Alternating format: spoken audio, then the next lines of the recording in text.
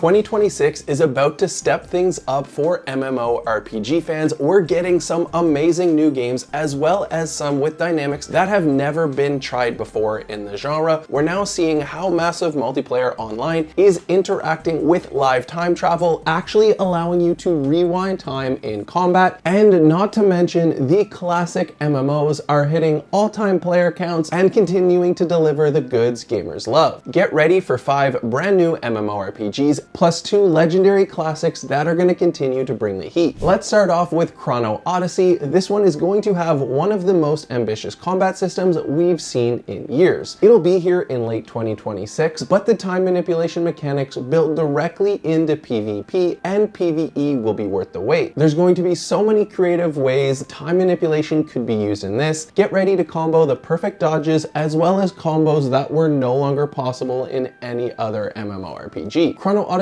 also takes place in a world where past, present, and future timelines collide. The content variety is impressive. You've got solo activities like labyrinths with puzzle solving and exploration, bounty hunting where you track down wanted criminals, and dynamic events that happen organically as you explore. For groups, there are expedition dungeons designed for 3 to 5 players, field bosses that require entire groups to coordinate takedowns, and time portals that transport you to alternate timelines with unique objectives and loot. This one is going to be launching on PC and consoles simultaneously, and at the same time with New World shutting down, we have a whole bunch of new MMO players looking for their new fix, and Chrono Odyssey could just be that. Next is Monsters and Memories, going into early access very soon, and this one is an old school EverQuest-inspired MMO with one business model decision that's going to make you very happy. Finally, we have a team that listened to the players. It's not about maximum value extraction, hidden fees, and these cash shops that somehow become mandatory. It is just a $15 subscription and you get to participate in the world. This one features open world dungeons instead of instant ones, so you might run into other groups competing for the same spawns, which creates some emergent player interaction. Every dungeon run feels unique because you never know what other players you'll encounter. You can also set up camp with your group. Sitting at the campfire gives you passive health and mana regeneration bonuses. Just remember to stock some logs on the fire, and while there, experience a 25% boost. There's also a full trade skill system with gathering professions like mining, woodcutting, and herbalism. You can craft torches, upgrade rusty weapons with sharpening stones, repair tattered armor, all of which creates the player-driven economy. And death in this one is punishing too. When you die, all your equipment, including your spellbook, stays on your corpse. You respawn at your bind point and have to do a corpse recovery run to get your stuff back. It's some high stakes gameplay. Now, the graphics in this one aren't gonna blow your mind, but if you do like that EverQuest kind of feel and this type of gameplay style, you'll definitely enjoy this one. For number 3, we have ArcheAge Chronicles. This one targeting a Q3 2026 global launch with action-based combat and Unreal Engine 5 graphics. Emphasis on the action-based combat here because it certainly lives up to its name. We're talking positioning, skill-based mechanics, dodging, blocking, timed combos, and overall a combat experience that gets even more rewarding as you improve your skills with the game. Besides the combat, there's also player housing in dedicated zones and even built town-like communities with guilds. There are trade runs and routes where you transport goods across regions for profit with the risk of other players intercepting you, a mechanic that feels like the days of Silk Road Online. Another unifying aspect of ArcheAge Chronicles is the open world bosses. These can incentivize multiple guilds to team what, somewhat similarly to how we do in WoW raids. However, in general, the endgame content here is designed for smaller groups, so you won't need those massive lobbies full of players. Next is Aion 2, which is launching around Q3, and the best part about this one, we already know what we're getting. The game's already live in Korea and Taiwan, so there's plenty of content available for everyone that's curious. This feels like a proper AAA MMORPG with stunning graphics, and the PvE experience is solid with well-designed dungeons and raids. There are 8 classes at launch, which include Gladiator, Templar, Cleric, Chanter, Ranger, Assassin, Sorcerer, and Elementalist, and each of these has distinct roles, with some like the Elementalist, which can even summon spirits as allies in combat. One feature, you can fly almost anywhere using wings. It's not unlimited flight, there are some restrictions, but it adds a whole new layer to exploration and combat positioning. Just think aerial dogfights or using verticality to escape dangerous situations. This one preserves the holy trinity of a healer, tank, and DPS roles, so if your team aligns, you'll definitely have a better chance slicing through those dungeons. There's also cross-server matchmaking for dungeons dungeons, mini games, and arenas, giving you some faster party times and playing with other friends who don't have the same platform. Then for number 5 on the list, we have one that just gives you that nostalgic feel and classic MMORPG stylings, and that is Scars of Honor, which was made by a small indie team in Bulgaria that listened to player feedback. They've done complete overhauls of their system based on what the testers told them. The game features 8 races and 9 classes with a faction system where the Sacred Order and the Domination are in constant conflict. Each race has its own unique starting zones and capitals, plus unique active and passive abilities. Early this year, we're going to have a testing phase, and the full launch targets later this year as well. You're going to experience traditional dungeon systems, classic roles, quest hubs, and stuff you'd expect from these classic MMOs. Dungeons scale with your level, changing mechanics every 10 levels, so you will return to previous dungeons as you level up, but you're going to get a much more difficult experience. As for the PvP system, this one has battlegrounds, big scale wars, guild wars, bounty hunting, and each of these activities provide points that gives you ranks, so there's some competitive progression as well. So what's great about this is they're not trying to change the genre and make it something crazy. They're going with those classic vibes, but at the same time, not adding in those pesky fees out of nowhere or these hidden upgrades that you have to do to keep playing. So goodbye predatory monetization. So definitely mark your calendars for these ones coming up soon in 2026. Let us know below which one are you looking forward to most. But in the meantime, what are you going to play? Well, excitingly, we actually have record-breaking player counts for 2 of our classic games, so we'll dive into those in case you want something to play right now. First is old school RuneScape, which is absolutely thriving in 2026, and it recently hit a massive historic peak of 240,000 simultaneous players, which is epic for a 25-year-old game. The game just got its first new skill in decades. There's also a massive story finale coming in 2026, so you can expect a lot more. They are building so much. So if you are a fan of combat that is click intensive, you have the time available, and you don't mind old school graphics,